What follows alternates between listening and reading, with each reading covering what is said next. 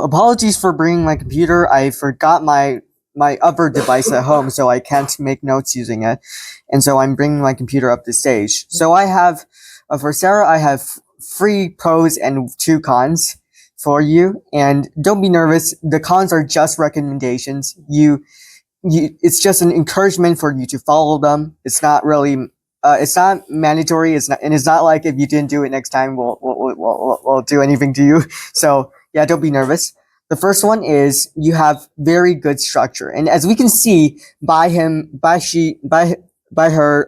putting the presentation on stage, it is very clear that she has a really clear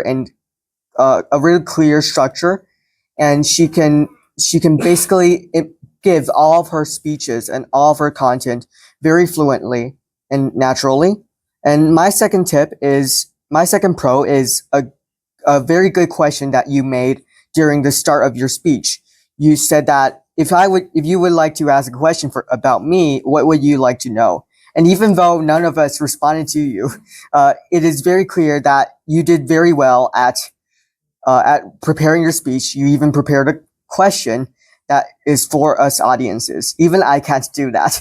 I still have 0 speeches that I gave questions to my audience. So yeah, this is very good. And thirdly, you have great pronunciation. I think your speaking is very good. And most of these things are pretty, and these 3 pros are all the things that I have to give to you. And now let me speak about the cons. So the cons are just slight recommendations. The first one is to speak louder and more confidently. The stage is a stage. It's definitely not a scenario where we are seeing very close to you. So speak louder and more confidently. You spoke a little bit too without sound, without volume.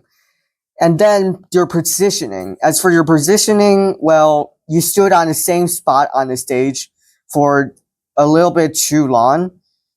It's during your whole speech. I can't do that too, but often when we're doing a speech, we can stand on different positions to give learners some advice. For example, I stand here to speak about my first section, and then I stand here to speak about my second section, and finally I stand here to speak about my third section. Well, this is definitely a very good approach for speaking, and I think if you can incorporate these tips into your speech would definitely be better. And finally, as a side note, I definitely had a lot of experience in learning English before, and if we have a chance after this meeting, we can converse to each other about this particular subject. And I have given speeches about this scenario before.